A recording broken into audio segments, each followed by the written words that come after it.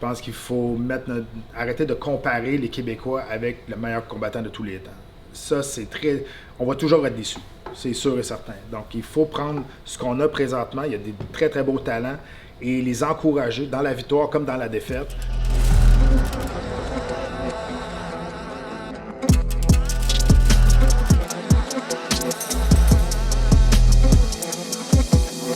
Bonjour à tous, bienvenue sur l'Arena MMA. Aujourd'hui, on a un panel très spécial d'analystes spécialistes de l'UFC qui travaillent tous à RDS. Vous les avez sûrement déjà reconnus. Un petit message pour vous demander de vous abonner à la chaîne, ça nous aide énormément. C'est parti, on va parler du MMA au Québec.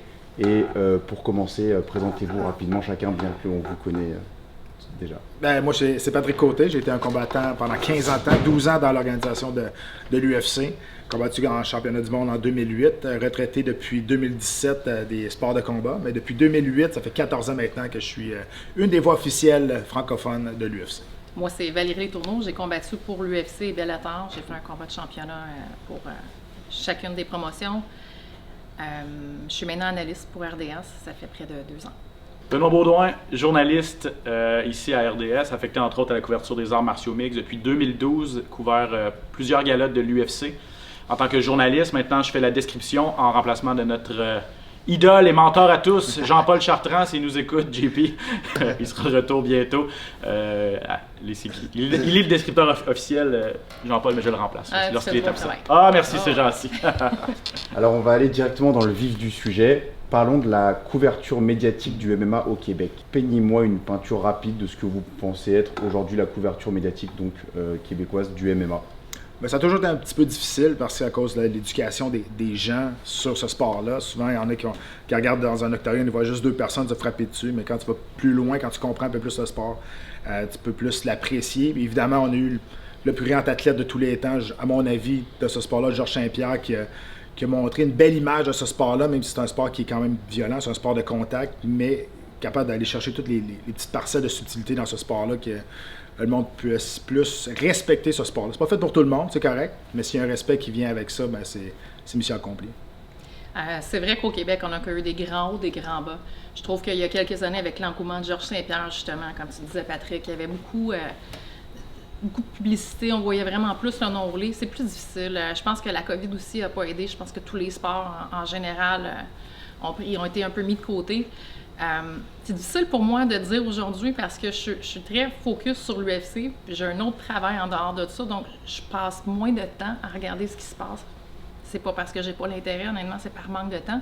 Je pense que vous autres êtes mieux placés que moi pour voir vraiment au niveau du Québec présentement. Moi, je l'ai vu dans le passé. Je peux dire qu'il y avait vraiment un manque. Là. Ouais, ben, tu sais, j'étais à RDS depuis 2007, presque 16 ans. C'est le jour et la nuit, là, depuis le début. Mes patrons, ici, avant, c'était barbare. Ils ne voulaient pas toucher à ça. On ne voulait pas faire aucune couverture de ce sport-là. Maintenant, Georges, Pat, Val ont été dans l'UFC. Maintenant, tu as des Charles, des Marc-André, Olivier Aubin-Mercier qui viennent gagner un championnat PFL. C'est sûr que là, ça a pris de la place. On va couvrir beaucoup. On est à RDS depuis quoi, 2015? Ouais, l'UFC? À peu près, ouais. Donc, tu sais, on couvre les galas de l'UFC. On les présente presque tous à RDS. Donc là, c'est les ligues majeures. Là. C'est vraiment plus difficile pour les ligues mineures. Samouraï MMA, entre autres, TKO à l'époque. C'était rare qu'on envoyait des journalistes couvrir ces événements-là. À mon avis, c'est vraiment dommage. Je me fais un devoir d'essayer de vendre ça, la couverture de ces organisations-là ici à RDS, mais ça demeure quand même difficile. On couvre les sports majeurs chez nous, là. LNH, baseball majeur et tout ça, NFL, UFC. Donc c'est la même chose dans les arts martiaux mixtes. Petite comparaison, j'ai l'impression que la boxe est plus mise en avant que le MMA. Est-ce que c'est juste une impression ou... Non, je pense pas que c'est une impression. Je pense que c'est vrai. C'est surtout plus ancré dans notre culture, la boxe, depuis vraiment longtemps. On peut remonter aux années 50. Là, ici au Québec, il y a eu des grands champions, il y a eu des méga combats. Là. Roberto Duran contre Sugar Ray Leonard au stade olympique en 1980. Il y avait presque 75 000 personnes. Là. Je veux dire, la boxe chez nous, on a eu plusieurs champions du monde aussi. C'est sûr que ça joue pour beaucoup. Mais ouais, c'est vrai qu'on a une tendance à un petit peu à... La boxe c'est OK. Ça fait longtemps que c'est OK. Les arts martiaux mixtes, ça n'a pas encore tout à fait... Mais c'est sûr qu'on manque de tête d'affiche en ce moment. Il y a beaucoup de très, très bons combattants, mais ça prend... c'est sûr que Georges Saint-Pierre, c'était exceptionnel. Je sais que moi, personnellement, quand j'étais à mon plus haut niveau, j'étais pas à temps plein au Québec. Je passais beaucoup de temps, la majorité de mon temps à m'entraîner à l'extérieur. Patrick aussi t'a amené beaucoup d'engouement, mais en ce moment, il nous manque un peu une superstar. Je pense que c'est ça qui va amener les yeux sur le sport, l'intérêt des gens. Ça, c'est un bon point aussi, mais aussi, c'est la fréquence des événements aussi. Ici, au Québec, tu as plusieurs promotions de boxe qui font des galas presque à tous les mois. Donc, nous, pendant une longue période de temps, entre TKO et Samouraï, il y en a eu qui se sont essayés pour partir de quelques organisations, mais ont fait 1 ou 2 galas. Après ça, c'est mort dans l'œuf. Donc, c'est ça aussi. On a eu une grande période où on n'a pas eu d'événements ici au Québec dans martiaux mix. Et là, finalement, Samouraï repart. C'est une ligue qu'il faut encourager parce que ça prend de la relève. Les prochains Georges Saint-Pierre, les prochaines Valérie Letourneau, les prochains Patrick Côté, ça passe par là. On s'est tous battus par TKO, on est tous passés par là. Donc, ça prend une organisation tremplin pour s'en aller vers les grandes organisations. Parfait. Et pourquoi vous êtes, je pense, la seule chaîne qui met vraiment autant en avant le MMA, selon vous? Une des raisons principales, je pense, c'est les droits de diffusion. Notamment ce qui a trait à l'UFC. C'est sûr que nous, on présente presque tous les galas chez nous, donc c'est sûr qu'on fait une place particulière pour cette ligue-là. Comme je le disais aussi, c'est difficile de faire la promo. On parle pas beaucoup de samouraï. Pour ce qui est des autres médias, je peux pas trop parler. C'est sûr qu'il y a notre compétiteur direct qui veut probablement pas faire de promotion indirecte à RDS en parlant trop des combattants de l'UFC, les Québécois notamment qui sont à l'UFC. Pourquoi des quotidiens comme La Presse et le Journal de Montréal en parlent pas beaucoup? C'est des choix éditoriaux. Est-ce que je suis d'accord avec ça? Pas vraiment. Je pense aussi que ces journaux-là devraient se rendre à des événements comme Samouraï qui commencent vraiment à prendre de l'ampleur. J'espère que ça va venir. Honnêtement, je perds pas espoir, mais... Puis surtout, souvent, puis je veux pas mettre le blâme sur personne, mais même quand Georges ou moi, on se battait, il y avait des articles dans le Journal de Montréal, dans la presse, mais c'était rempli de fautes encore. On appelait ça encore des combats extrêmes. On n'utilisait pas le terme des arts martiaux mixtes. Donc, on faisait ça un peu pour se débarrasser. Donc, ça, c'est un petit peu dommage quand même, parce qu'on avait quand même eu des belles têtes d'affiche québécoises qui représentaient le Québec à travers la planète entière. Donc, ça, je suis un peu d'accord avec toi. Je comprends pas, moi non plus, pourquoi les journaux de base en profitent pas ou n'en ont pas profité. Mais pour ce qui est des chaînes sportives, au Québec, il y en a 2. Donc, si c'est pas une, c'est l'autre. Okay. J'aimerais ça rajouter quelque chose, par contre. C'est pas qu'il en parle jamais non plus. J'ai vu des articles sur Charles Jourdain, sur Yoann Lennes, dans des journaux. Il y a un gars de Radio-Canada qui a fait un super, on va appeler ça un documentaire, là, ça dure une 40aine de minutes. Il s'est entraîné là, comme un combattant. H2O. Ouais, c'est ça. Il s'est vraiment imprégné. Là, donc ça, c'était sensationnel comme reportage pour voir un peu les dessous de c'est quoi la carrière d'un combattant, tous les sacrifices qu'ils doivent faire. Et Olivier Aubin-Mercier, qui vient de gagner son titre à PFL l'an dernier, est allé dans les plus grandes émissions aussi. Bien, justement, on parlait qu'il manque de tête d'affiche, mais Olivier vraiment a fait, lui, une tête d'affiche. Donc ça, c'est sûr que ça aide beaucoup pour le sport. On a besoin de plus de combattants comme ça qui vont se faire connaître à l'international.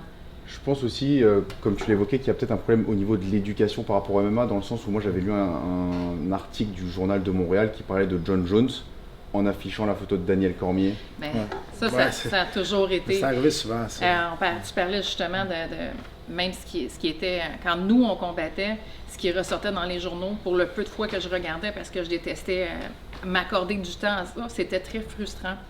Parce que souvent, ce qui était affiché, c'était pas vraiment la réalité, ou c'était pas très vendeur. Pour nous, c'était pas très flatteur. On venait de faire quelque chose peut-être d'extrêmement rare et exceptionnel. Ouais. Je prendrai un exemple où je suis la première femme au Canada à me battre pour un combat de championnat à l'UFC.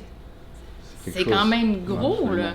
Mais c'était moyen. Fait qu'à un moment donné, si nos meilleurs moments sont pas plus vendus ou discutés, ben, on perd des opportunités, c'est certain. Ça a été c'est sûr qu'au début, ces sports-là, ce sport-là, ça a été mal vendu au départ, évidemment. Il fallait qu'il y ait un commencement à tout ça. Il reste que faut être assez intelligent ou assez conscient de regarder clairement que le sport a évolué à travers ces dernières années-là. C'est le sport qui a le plus eu de popularité dans les 10 dernières années. C'est incroyable comment que c'est fort. Aux États-Unis, c'est rendu bien plus fort que la boxe maintenant, au niveau de la popularité. Sauf que, exactement, le monde, ça reste accroché aux premiers événements, comment que c'était barbare, puis ils ont tout à fait raison, mais à un moment donné, il faut être capable de faire la part des choses puis de voir l'évolution de ce sport-là. Bien, un point important, Pat, que tu dis justement là-dessus, c'est la façon dont ils expliquent le sport, même au niveau américain, a beaucoup évolué. On explique vraiment ce qui se passe. C'est notre travail à nous autres quand justement on anime, on analyse, d'expliquer aux gens qu'est-ce qui se passe, que c'est pas juste c'est pas juste une agression puis de la barbarie. Il y a vraiment un aspect technique. Puis je pense qu'il y a toute une façon de l'expliquer et de le vendre aussi qui évolue avec les années. Donc vous avez finalement, vous, un rôle important pour démocratiser aux yeux du grand public le MMA et leur faire se rendre compte que c'est une science derrière? Je pense qu'on est tous fans de ce sport-là. Moi, j'étais fan avant de le faire comme métier. Je le suis encore. Il faut trouver ta façon de vulgariser ce sport-là pour que tout le monde le comprenne, pour pas que ceux qui connaissent ça pensent que tu les prennes pour des idiots. Ceux qui connaissent pas ça, ça soit trop compliqué pour comprendre. Donc, il faut que tu trouves la mince ligne dans l'équilibre est difficile à trouver. Exact, pour que tout le monde comprenne. Mais rapidement, parce que ce sport-là va vite, là, donc je peux pas expliquer une clé de bras en 10 points. Donc, quand ça arrive, il faut que je trouve vraiment la bonne ligne pour que tout le monde comprenne. Est-ce que le retour de l'UFC au Canada, ça va aider ou finalement pas forcément? En plus, c'est assez loin à Vancouver, on vient de l'apprendre là. Ça peut pas nuire, ça va pas nuire, mais au Québec, je suis pas sûr que ça va faire une énorme différence. Puis j'ai vraiment hâte que l'UFC revienne à Montréal. 2016, la dernière fois que c'est venu au Québec.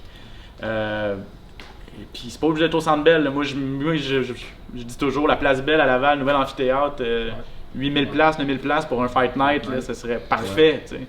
Parce que c'est difficile de remplir le Centre Bell, 23 000 personnes si tu n'as pas une tête d'affiche québécoise. On va se l'avouer. C'est exactement ça. Nous, ça prend des têtes d'affiche québécoises pour amener, je pense, l'intérêt ici. Parce que ceux qui suivent déjà le sport, que ce soit à Vancouver ou ailleurs, suivent déjà le sport. Ce qui amène l'intérêt des nouveaux gens, c'est la curiosité. OK, il y a un Québécois qui se bat, les journaux vont parler d'eux, que ça se passe localement. Donc un Georges Saint-Pierre, c'était vraiment game changer dans tout l'écosystème. Il portait à lui seul finalement l'écosystème médiatique. Absolument. Puis quand Georges rentrait dans le Centre Bell, c'était quasiment effrayant comment que le toit aurait pu se soulever. Puis le dernier combat qu'il y a eu ici, l'UFC, c'est l'UFC 186. J'étais sur cette carte-là. Puis ça a été un désastre au niveau des ventes de billets. C'est la finale. La carte avait été beaucoup changée, mais la finale, c'était Demetrius Johnson. Et même de l'avis de tout le monde, c'était le meilleur combattant livre pour livre. Mais ça vendait pas dans ce temps-là. Maintenant, tu mets un Moreno face à Figueiredo, ça va être plein. On s'entend. Même dans ce temps-là, la mentalité était les petits poids, c'est plate, il n'y a personne qui est fini. Mais est-ce que ça aurait vendu à Montréal? Est-ce que ça vendrait à ce jour à Montréal, Figueiredo, Moreno? Non, le pire, c'est que j'en doute. Je sais pas.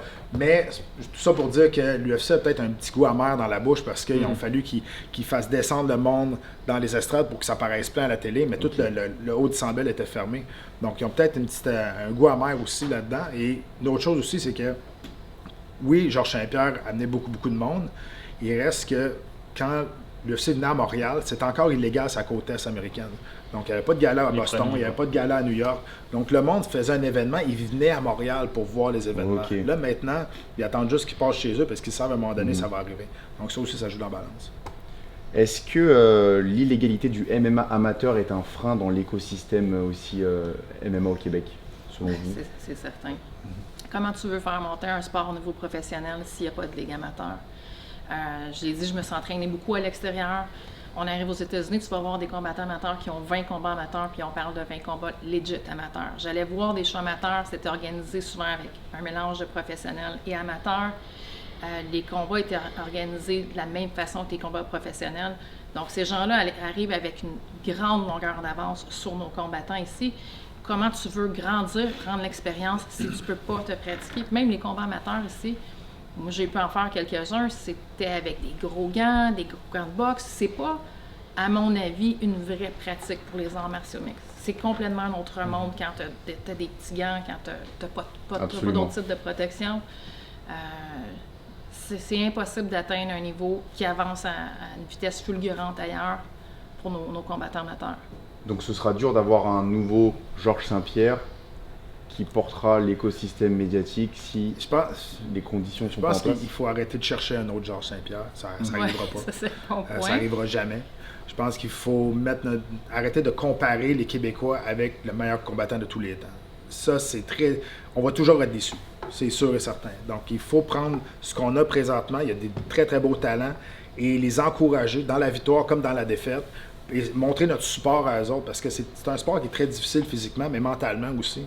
Et quand tu n'as pas l'appui de ton peuple, c'est très difficile quand même parce que il y a 7 Québécois à l'UFC. À un moment donné, à la place de cracher dessus, je dis tout le temps, encourager les dons, même si c'est une mauvaise performance, même si ils perdent, ils sont 7 sur 700 combattants. C'est un gros point. La marche est haute pour l'attente des gens qui ont vu un Georges Saint-Pierre. Il n'y en a pas d'autres. Il n'y en aura probablement pas d'autres Georges Saint-Pierre. Donc, si on n'arrête pas de comparer, ouais, mais Georges, à travers le monde, il n'y en a pas beaucoup. Ben, il n'y en a pas d'autres Georges. De un. Puis l'autre chose, c'est que les gens comparent beaucoup à la boxe. À la boxe, on va voir souvent des fiches parfaites de 20 victoires, 0 défaites, 30 victoires, 0 défaites. Avec 28 KO. Ça n'arrive pas en arts martiaux mixtes. On voit pas ça. Si les gens n'arrêtent pas de comparer avec, il faut comparer les mêmes choses ensemble. Puis des fiches montées comme à la boxe, on n'en voit pas en arts martiaux mixtes. Encore à ce jour, quand je fais des entrevues avec des combattants, il n'y a rien qui haïsse plus que de se faire comparer à Georges Saint-Pierre. Puis j'en parlais avec Charles Jourdain, qui a une très bonne tête sur les épaules quand vient le temps d'analyser tout ça. Puis on parlait, puis je lui faisais remarquer, Georges a fait tellement pour les arts martiaux mixtes ici chez nous, mais en même temps, il a causé un problème, entre guillemets, qui fait qu'il a placé la barre trop haute. Donc c'est ça, il faut que les gens comprennent que non, Pat l'a vraiment bien expliqué. Il faut encourager nos Québécois malgré tout. C'est ça. Oui, et puis Georges Saint-Pierre il était fort aussi par son niveau, qui est considéré comme le plus grand de tous les temps par beaucoup, mais il y a aussi le côté marketing que l'UFC adore.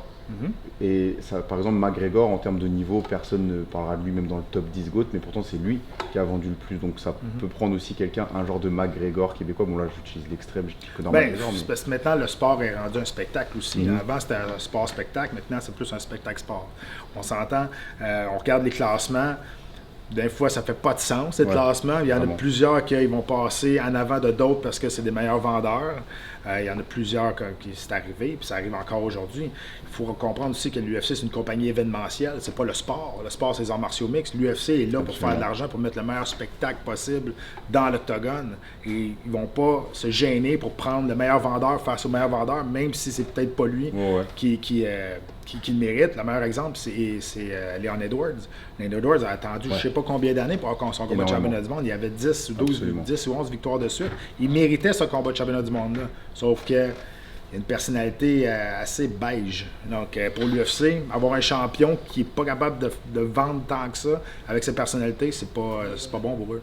De quel œil, justement, voyez-vous le rachat de 51% de la WWE par le groupe Endeavor, je ne sais pas si je le dis bien, propriétaire de l'UFC?